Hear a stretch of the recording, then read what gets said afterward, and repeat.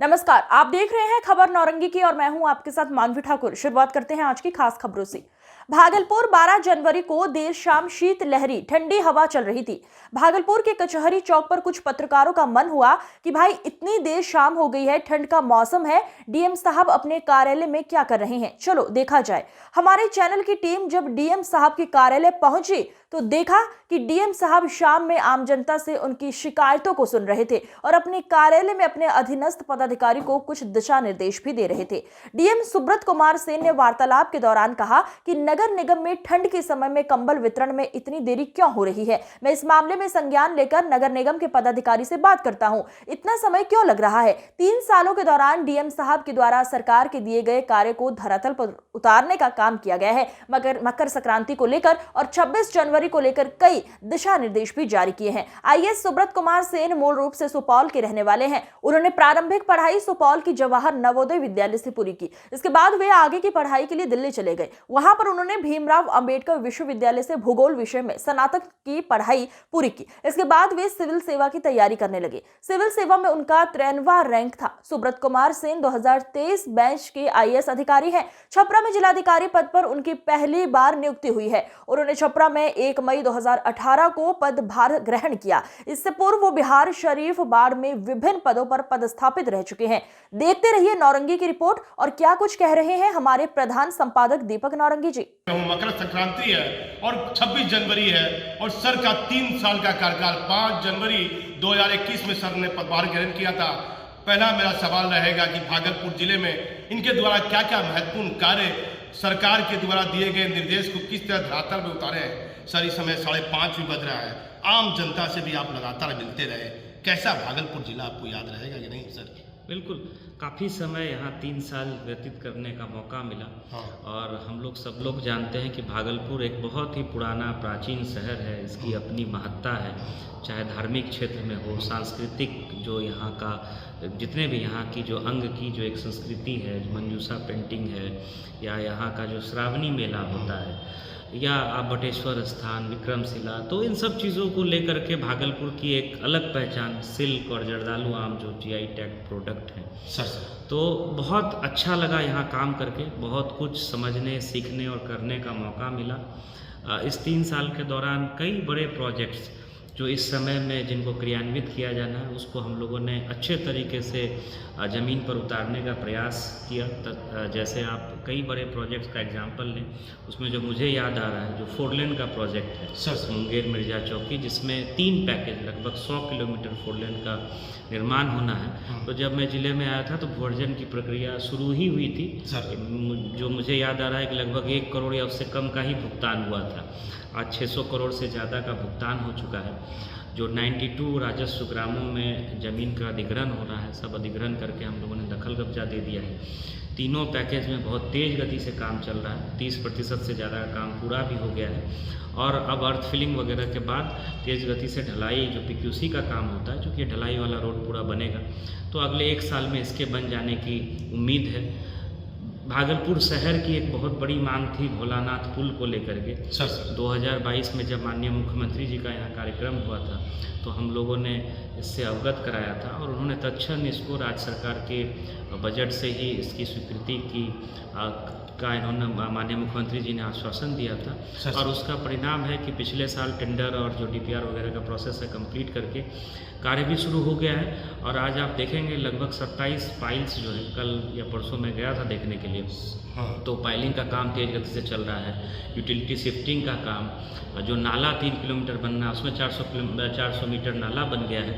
तो जो माननीय मुख्यमंत्री जी की घोषणा थी और जो उनका निर्देश था उसका अनुपालन और धरातल पर उसको क्रियान्वयन करने का प्रयास किया जा रहा है। इसके अतिरिक्त 2021 में आने के साथ ही मुझे पता चला कि जाह्नवी चौक से इस्माइलपुर तक जो बांध बना हुआ उसका एक पोर्शन टूटा हुआ। टूटा हुआ नहीं कहेंगे, वो बना नहीं था, वो उसमें कार्य होना शेष था, जमीन अधिग्रहण की समस्या थी। तो उसको हम लोगों ने ज़मीन अधिग्रहण करके उसको कंप्लीट कराया, जिसके कारण 2021 में जब गंगा नदी का जल स्तर अपने पुराने सारे रिकॉर्ड्स को तोड़ करके और एक जगह बांध भी टूटा, तो उसके कारण जैसे आप देखेंगे कि 16 में हाईवे इफेक्ट हुआ था और कई जगह कटाव वगैरह, तो नौगछिया शहर पूरा बचा रहा उस तटबंध के बन जाने से। बाद में माननीय मुख्यमंत्री जी का भी निरीक्षण हुआ था, तो वो एक बहुत सालों की डिमांड थी जो काम इस समय में पूरा हुआ। इसके अतिरिक्त शहर में स्मार्ट सिटी की कई सारी परियोजनाएं वो वर्ष 2021 के आसपास ही शुरू हुई थी और आज सारी कंप्लीट हुई हैं। मैक्सिमम सैंडिस कंपाउंड इतना खूबसूरत, जिसमें badminton court, gym, tennis court, swimming pool, cafeteria, सारा आजकल सब लोगों के लिए टाउन उपलब्ध हॉल बना सर, कैमरा लगा, कैमरा नहीं था कहीं भी, और कहीं घटना होती है तो अब वो सिटी फुटेज में आता है। तो कैमरा वाला काम आप जब आए थे तो कैमरा कहीं नहीं उस समय उसका टेंडर वगैरह भी नहीं हुआ था, तो स्मार्ट सिटी से वो होना था, तो टेंडरिंग प्रोसेस कंप्लीट हुआ। 1800 से ज़्यादा कैमरे लगे हैं जिसकी मॉनिटरिंग हो रही है ICCC से। उसमें सारे विभाग के, चाहे वो पुलिस विभाग के कर्मी हो, नगर निगम के हों, एवं अन्य जो आवश्यक सेवाएं होती हैं उसकी मॉनिटरिंग हो रही है ICCC से। और इंटीग्रेटेड कमांड कंट्रोल सेंटर हम लोगों का फंक्शनल है। टाउन हॉल के बारे में आपने बताया, वो जब टेंडर में हम लोगों ने दिया तो किसी कारण से एक गलत कागज़ डिपॉजिट करने के कारण उस टेंडर को कैंसिल करना पड़ा, थोड़ा विलम्ब हुआ। 2022 में शुरू हुआ और एक खूबसूरत, एक अत्याधुनिक सुविधाओं के साथ फुल्ली AC 1000 कैपेसिटी के साथ बन करके तैयार है और उसका यूज़ भी हो रहा है। इसके अतिरिक्त रिवर फ्रंट वगैरह का जो काम होता है स्मार्ट सिटी, तो उसका हम लोगों ने प्रॉपर डिज़ाइन। कल सर एक बैठक की आपने देर रात तक सर समीक्षा भवन में, वो शिक्षा संवाद को लेकर के कल हम लोगों ने सभी BDO, CO, SDO, DCLR जितने, क्या कुछ नया काम कीजिएगा शिक्षा में सर? शिक्षा विभाग में देखिए, राज्य सरकार के स्तर से, विभाग के स्तर से बहुत सारे अभिनव प्रयास किए जा रहे हैं। एक मुझे लग रहा है शायद ही कोई राज्य होगा जहां इतने कम समय में 2 लाख शिक्षकों की बहाली BPSC के माध्यम से हुई है। और अभी हम लोग कल नियुक्ति पत्र भी बांटने जा रहे हैं। माननीय मुख्यमंत्री जी पटना में लगभग 25,000 शिक्षकों को देंगे और यहाँ भी कार्यक्रम होगा, लगभग 2,000 शिक्षकों को नियुक्ति पत्र कल हम लोग बांटेंगे। तो ये बहुत बड़ा प्रयास है जो माननीय मुख्यमंत्री जी के नेतृत्व में शिक्षा विभाग एवं सारे। सर मकर संक्रांति है, 26 जनवरी है, इसको लेकर क्या कोई बैठक की गई? इसमें लगातार हम लोगों ने निर्देश दिया है, आदेश भी हम लोगों का निकला है, एक जॉइंट ऑर्डर भी निकलेगा। मकर संक्रांति जो कि काफ़ी यहाँ पर लोग आते हैं दूर दूर से गंगा स्नान के लिए, तो SDRF की व्यवस्था रहेगी। अतिरिक्त पुलिस बल को घाटों पर और ट्रैफिक के मैनेजमेंट के लिए लगाया जाएगा। हम लोग जो हम लोगों के मजिस्ट्रेट्स होते हैं उनको भी इम्पोर्टेंट घाट्स पर डिप्यूट करेंगे। SDRF की सारी टीम्स जो हैं वो नदियों में उतर करके निगरानी रखेंगी। तो ये सारी व्यवस्थाएँ जो है मकर संक्रांति को लेकर के हम लोग। सर लोकसभा चुनाव को लेकर मतदाता सूची की बात आ रही थी सामने की। हाँ, लोकसभा चुनाव को लेकर के तैयारियां काफ़ी पहले से चल रही हैं। उसमें जो स्पेशल समरी रिवीजन है वो काम अंतिम चरण में है। 22 जनवरी को मतदाता सूची का फाइनल पब्लिकेशन होना है। उसके लिए क्या काम कर रही था, कितना काम पेंडिंग था मतदाता सूची में सर आपको लग रहा है? ये हर एक वर्ष इसका अपडेशन होता है। किसी भी व्यक्ति की उम्र, किसी भी लड़के या लड़की की उम्र 18 साल जब 1 जनवरी, 1 अप्रैल या 1 अक्टूबर को होता है तो वो अपना आवेदन ऑनलाइन या ऑफलाइन दे सकते हैं और उसके बाद उस आवेदन को एक्सेप्ट करके उनको वोटर ID कार्ड निर्वाचन आयोग देता है। तो उसकी एक प्रक्रिया है। इसके अलावा जो मृत निर्वाचक है, मतदाता है या जो दूसरी जगह पे शिफ्ट कर गए हैं उनको चिन्हित करके जो PSC DSC का काम हम लोग बोलते हैं, फोटो सिमिलर एंट्री और डेमोग्राफिक काम इस बार हुआ है। और ऐसे मतदाता जिनकी मृत्यु हो गई है या वो यहाँ निवास नहीं कर रहे हैं, दूसरे जगह चले गए, उनका फॉर्म 7 भर करके नाम डिलीट करने का भी बड़े संख्या में काम हुआ है।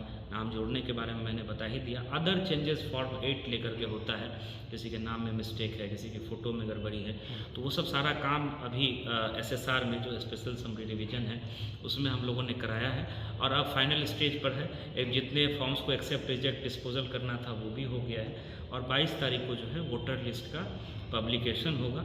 ये अभी जो है इमीडिएट काम है। इसके अतिरिक्त भी जो अन्य काम होते हैं बूथों पर आवश्यक AMF की तैयारी या जो हम लोग सेक्टर ऑफिसर्स वगैरह लगाते हैं, जो वल्नरेबिलिटी मैपिंग होती है तो उसको लेकर के सारा, या ट्रेनिंग की जो व्यवस्था जब आने वाले समय में जब निर्वाचन आयोग का निर्देश आएगा तो वो सब सारा चीज़ हम लोग तैयारी किए जा रही करेंगे।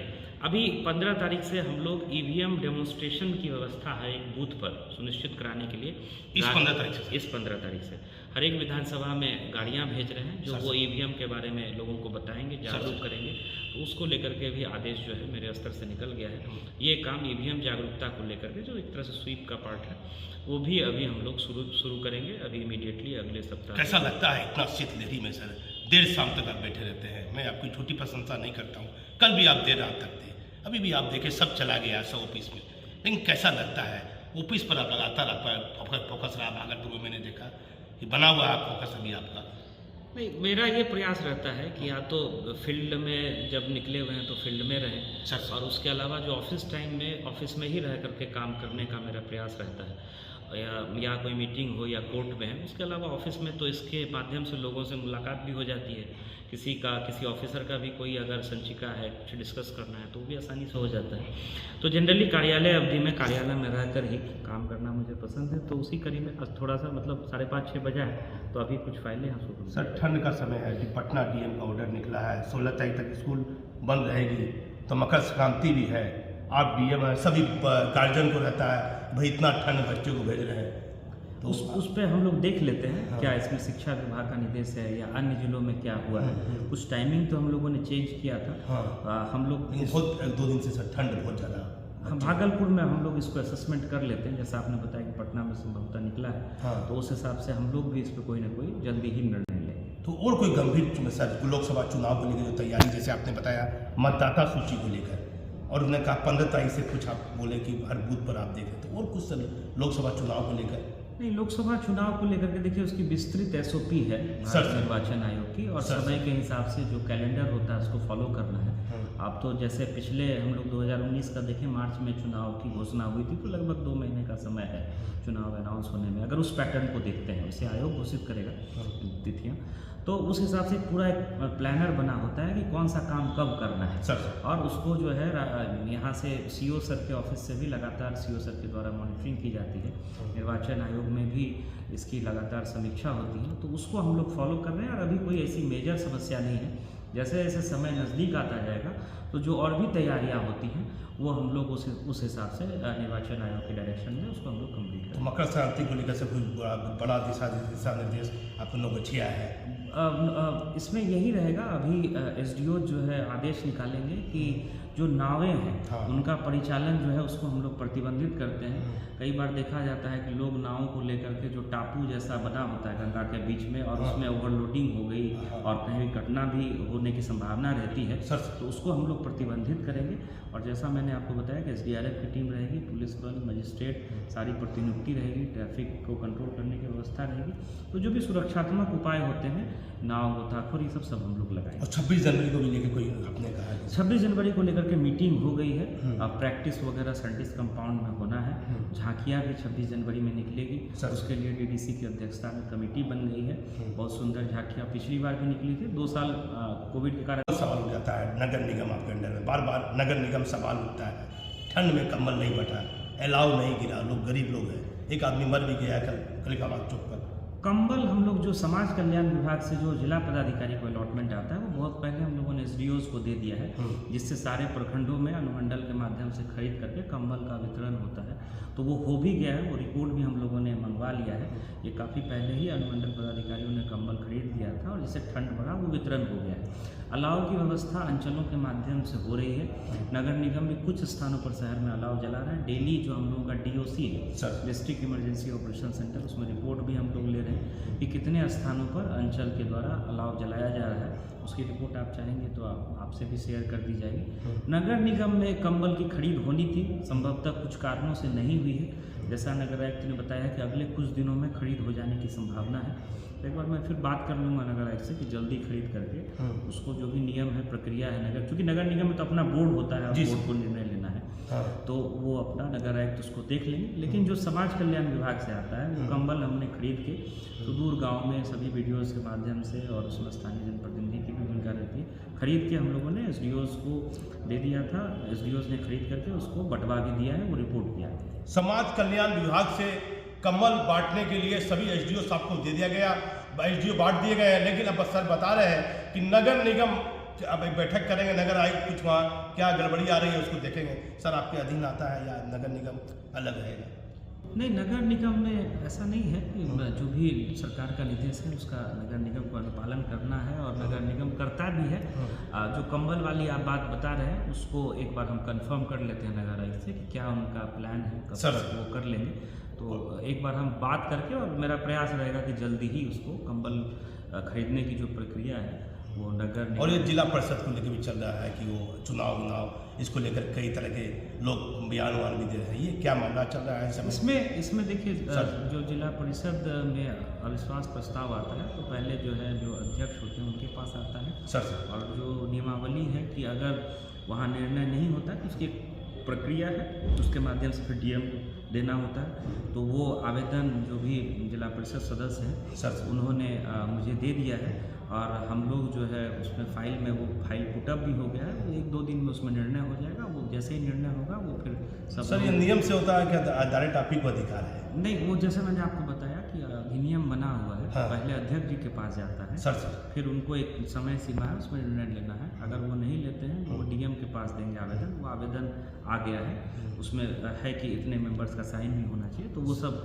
संचिका मेरे पास आ गई है, उसमें हम लोग 1-2 दिनों में निर्णय लेकर के सभी संबंधित को हम लोग सूचित कर देंगे। जिला परिषद के अध्यक्ष के मामले में? हाँ, जिला परिषद में जो अविश्वास प्रस्ताव आया है उसमें हम लोग निर्णय लेकर के 1 से 2 दिन में वो आप सब लोगों को पता भी चल जाएगा, और उसकी हम लोग जो आवश्यक जो भी कार्रवाई है उसकी सूचना भी हम लोग मीडिया में देंगे। अब देखिए भागलपुर डीएम साहब ने क्या कहा है वो आप हमारे चैनल पर देखिए, और कई महत्वपूर्ण बिंदुओं का इन्होंने जिक्र किया है। 3 सालों के दौरान कई महत्वपूर्ण कार्य धरातल में इनके द्वारा किए गए हैं। अब हमारे चैनल पर बने रहिए। मैं भागलपुर से दीपक नौरंगी। तो उसी कड़ी में थोड़ा सा मतलब 5:30-6 बजा है, तो अभी कुछ फाइलें हम सुबह। सर ठंड का समय है कि पटना डीएम का ऑर्डर निकला है, 16 तारीख तक स्कूल बंद रहेगी, तो मकर संक्रांति भी है, आप डीएम हैं, सभी गार्जियन को रहता है भाई इतना ठंड बच्चों को भेज रहे हैं, तो उस पर हम लोग देख लेते हैं क्या इसमें शिक्षा विभाग का निर्देश है या अन्य जिलों में क्या हुआ है। कुछ टाइमिंग तो हम लोगों ने चेंज किया था। हम लोग बहुत 2 दिन से सर ठंड बहुत ज़्यादा। भागलपुर में हम लोग इसको असेसमेंट कर लेते हैं, जैसा आपने बताया कि पटना में संभवतः निकला है। तो उस हिसाब से हम लोग भी इस पर कोई ना कोई जल्दी ही निर्णय लेंगे। तो और कोई गंभीर सर लोकसभा चुनाव को लेकर जो तैयारी, जैसे आपने बताया मतदाता सूची को लेकर? आज की खबरों में बस इतना ही। देखते रहिए खबर नौरंगी की। नमस्कार।